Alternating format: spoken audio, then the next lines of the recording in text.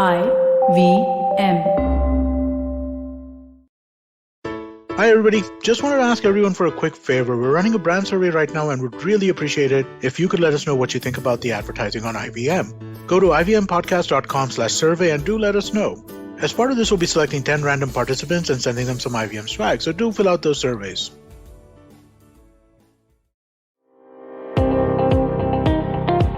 Welcome to All Things Policy, a daily podcast supported by Pragati, a flagship media initiative of the Takshashila Institution. We are a bunch of policy nerds based in Bengaluru, and we like to bring fresh perspectives to Indian affairs and an Indian perspective to global affairs. So grab a cup of coffee, sit back, and join us for today's chat. Hello and welcome to another episode of All Things Policy, where we discuss policy issues of importance to help you make sense of all the news that you read. My name is Priyal de Almeida, and I work with the research group at Takshashila Institution focusing on health and life sciences. Havana Syndrome was back in the news. On August 24, 2021, US Vice President Kamala Harris had to wait at Singapore till the US Embassy in Vietnam was being searched for any device that may have led to symptoms associated with Havana Syndrome in some of the US Embassy staffers. US Embassy in Germany also reported few cases, which was first in a NATO country, as The Economist noted. This was first reported in 2016 by US CIA and State Department staff deployed at the new embassy in Havana, Cuba. 200 people have reported symptoms that are baffling doctors. First identified in Cuba, cases have since popped up in Australia, Austria, Colombia, Russia, and Uzbekistan. Canadian officials have also reported experiencing Havana Syndrome. To discuss this, I have with me Ruturaj, who is a research analyst at Takshashila Institution. Welcome to this podcast, Ruturaj. Thank you, Priyal. Good to be here. Now, before we start, let's get some terminologies out of the way. Can you tell the listeners about the difference between a symptom, a syndrome, and a disease? Sure. So, symptom is any sign which is associated with deviation from the norm. That is, your healthy body will have a certain temperature or a certain form or a certain pigmentation. And if there is change from that, then it's called as a symptom. And a set of symptoms that always appear to are known as syndrome. So let's say in terms of COVID, breathlessness plus a particular type of fever and the throat infection. These three symptoms together would constitute as, let's say, the syndrome associated with COVID. And then let's say if of the scientific world, the medical world, the actual cause of all these correlated symptoms, then that whole thing is known as a disease. So a symptom is an individual deviant. A syndrome is a group of symptoms always appearing together. And a disease is the whole picture tying the causal agent to the symptoms. So in this case, the world is referring to these conditions as Havana Syndrome because there are a certain set of symptoms that appear together. We will talk about these individual symptoms slightly later in the podcast, but the world is still not convinced about the causal agent of this. And that's why the word Havana Syndrome is being used to define this particular phenomenon. So when we are talking about the Havana Syndrome, what are the symptoms that are presented by a person? Yes. So right from 2016, when the first cases were reported, people were reported intense pressure inside the head, deafening noise, and then that led to headaches, nosebleeds in a few cases, anxiety, general brain fog, like nausea. And then after this, when the staffers went home, some also reported insomnia for a few days. And I think so 2 people also reported hearing loss, and one of them has had permanent hearing loss. Now, this was reported in Cuba, and then these guys were then circulated back to US. And then when further studies were done on them at the University of Pennsylvania and University of Florida, which included brain scans, what was found that there was also a damage to the white brain matter of these people. Not everyone had them, but many of them had certain various degrees of injury to their white matter. And this particular form of injury is very similar to a concussion, but none of these people had a concussion. So it was all the internal damage, moderate internal damage that one would affect with concussion without actually having had a physical blow to the head. Okay. Now that we know what these symptoms are, and so what could be the possible reasons behind this phenomenon? Like what causes to lead to this phenomenon? Yes. So in the initial few days when this was new, I'm talking about 2016, there were many theories that were floated. Some people suggested that this is not actually caused by anything, but it's all psychosomatic because this was a new embassy in the sense that US had just resumed diplomatic ties with Cuba.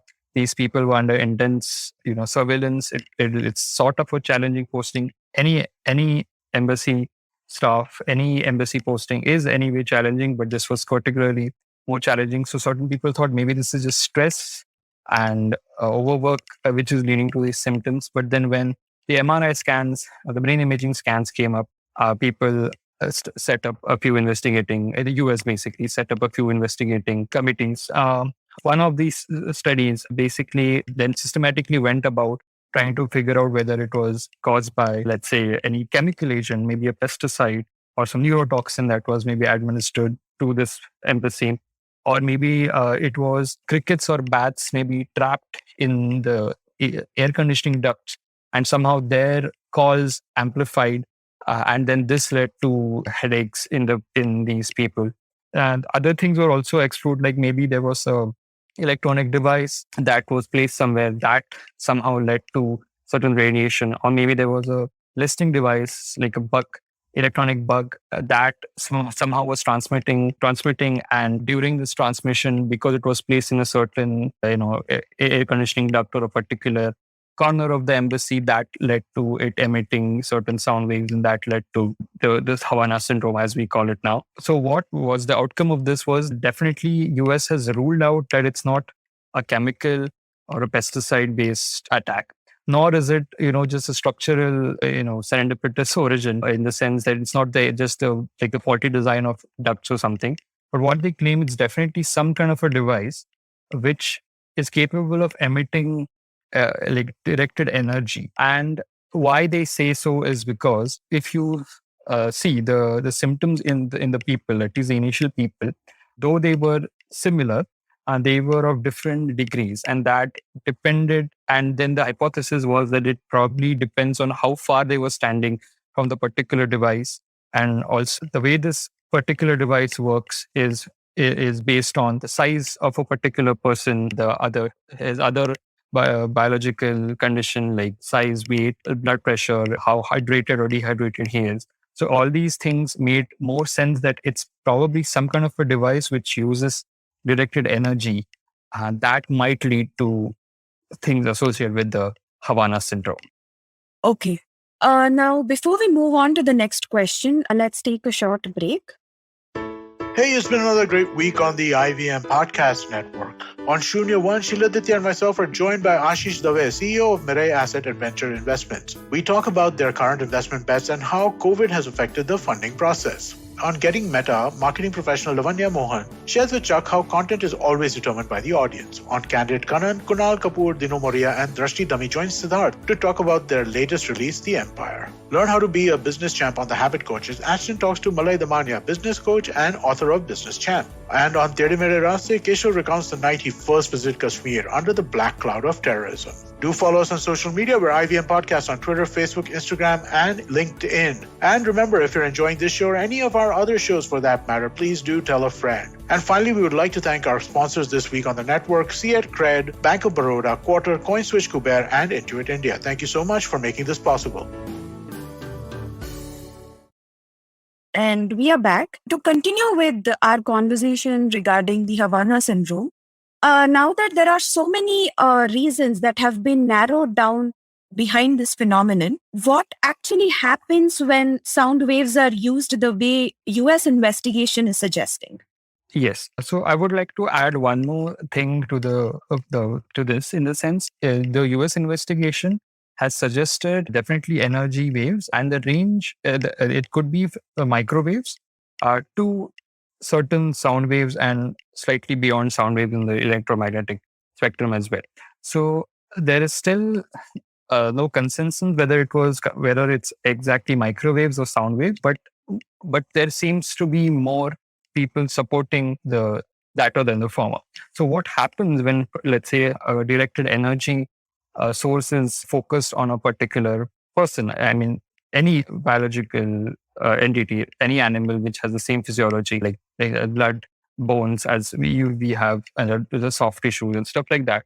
What happens is that this directed energy leads to formation of bubbles in blood or in certain other fluids that are present in the body. Let's say the cerebrospinal fluid, which is present around the brain as well as the spinal cord, and also the blood vessels and other such things, which contain water. So these bubbles then travel to a certain degree and then they burst. This is known as cavitation. The bubbles cavity and they release energy. And where these bubbles burst, the cells in the surrounding region get physically damaged, leading tissue damage. And now, let's say if these bubbles are formed in inner ear and then the bubbles burst in the inner ear, it might lead to hearing loss. If the damage is extensive enough, it might lead to permanent hearing loss. Some staffers also reported nosebleeds. This could be because, let's say, the small blood vessels in the nose of these people suffered cavitation, and that led to nosebleeds. The damage that we saw in the white brain matter. This could be because there are, of course, there are blood vessels, like very many blood vessels that go into the brain, as well as there is a cerebrospinal fluid around the brain. Maybe these staffers had these bubbles exploding inside the blood vessels of the brain or the fluid around the brain, and that might explain the concussion-like injuries without actually having a physical trauma, like a TBI, that is traumatic brain injury. So this seems to be the mechanism. Pretty simple, but brutal at the level of microvessels, and especially when it comes to brain. And the brain, as we all know, cannot regenerate to that extent as other body parts. This damage will not be lethal, but definitely lead to a lot of uneasy symptoms. Now that we know quite a lot about the symptoms and what exactly causes this, and there is some investigation that has been going on, was anyone blamed for the syndrome? Like, did US blame somebody for this? There has not been an official statement with blaming a particular country or agency, but the usual suspects being thought of Russia, China. But no, US has not categorically come up with any such claims. So I would like to leave it at that. Okay. Yeah. Now, like with so many things happening regarding the officials and stuff, what are the steps that are taken in this direction? Like, has there been any reforms that have been made for this syndrome? So not reforms or anything as such, but like the US being US, they have now they have now identified this as a possible threat. So let's say any staffer which reports these certain symptoms, they are subjected to a particular series of tests, including brain scans, which is not everyday part of everyday medical procedure. So they have definitely identified it as something serious. Apart from that, they have enacted an act. It's named the Havana Act, which is actually an acronym, which means so HABANA, Helping American Victims Afflicted by Neurological Attacks Act. So this was passed in 2021, July 6th. So what this act is doing is basically setting aside certain funds that will go into the medical care that might arise due to embassy staffers which might suffer from Havana syndrome. And apart from that, I mean, there has been no other policy change as such. They have as far as my reading is concerned, they have identified it as a problem. They have set certain funds aside, and they have certain series of medical tests and care that they have put in place. Now, considering the gravity of the situation, should India and the Indian diplomats need to be worried? And what do you think should be India's stance regarding this? So that will depend which country was responsible for the targeting of US embassy staffers and a few Canadian ones. But having said that, yes, I mean, each country, including India, should or of course, think of the safety of its embassy and consulate staff. So considering this it seems to be like a tiny device or something like that, which can be placed inside the embassy. And now we know how exactly the symptoms of Havana syndrome appear. I guess we need to be careful about general security, as well as if one of our staffers, especially in challenging posting, reports these symptoms. We should probably piggyback on the type of tests or whatever treatment protocols that US has developed.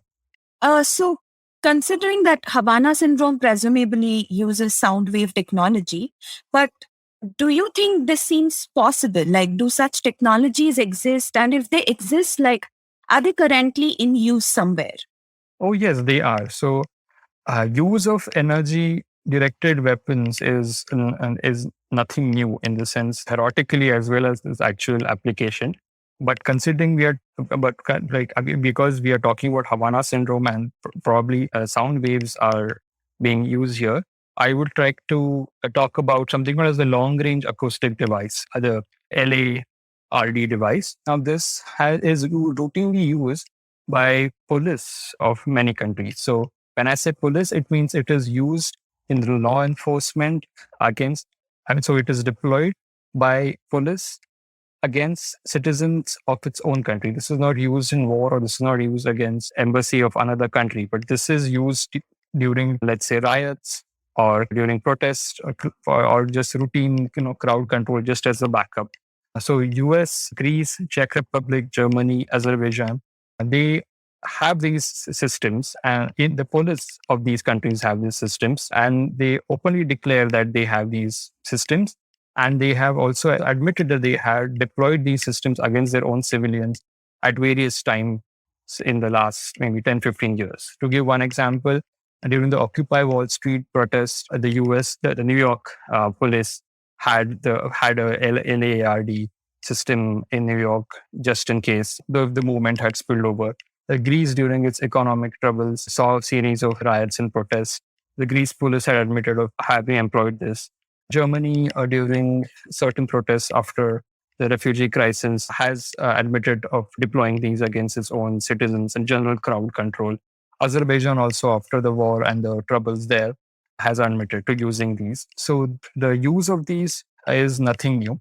One thing I would like to highlight here is that this energy directed weapons, at least in this range, which use sound waves, are termed as non-lethal weapons because these don't cause immediate harm, and it's very easy to actually get away from the source of the weapon. So as the name suggests, not as the name suggests, but as the technology is, the particular device emits energy in a directed fashion. So it has a narrow cone. These energy waves are effective. So a person can quickly understand where the source is and can move out.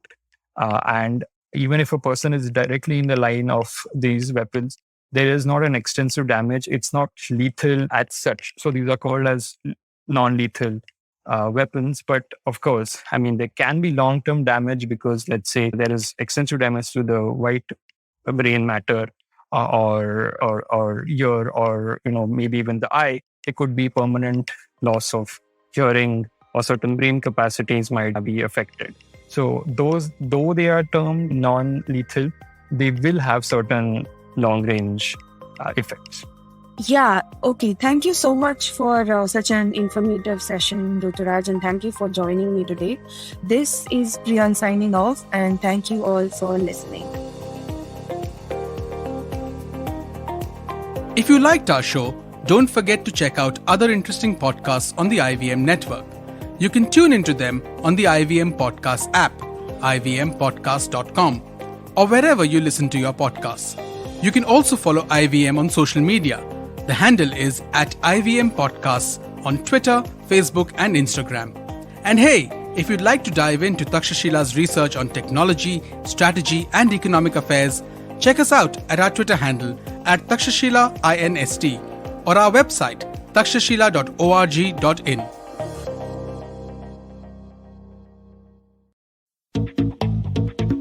Have you ever wondered where the business world is headed? How the ways in which we create, market and sell to consumers will evolve? Or if we'll ever go back to wearing pants while working? For answers to all of this and more, tune into Advertising is Dead with me, Varun Dugirala. Every Tuesday, as I talk to entrepreneurs, leaders and change makers from across business, media, marketing and beyond. You can catch all episodes of Advertising is Dead on the IVM Podcast website, app or wherever you get your podcast from.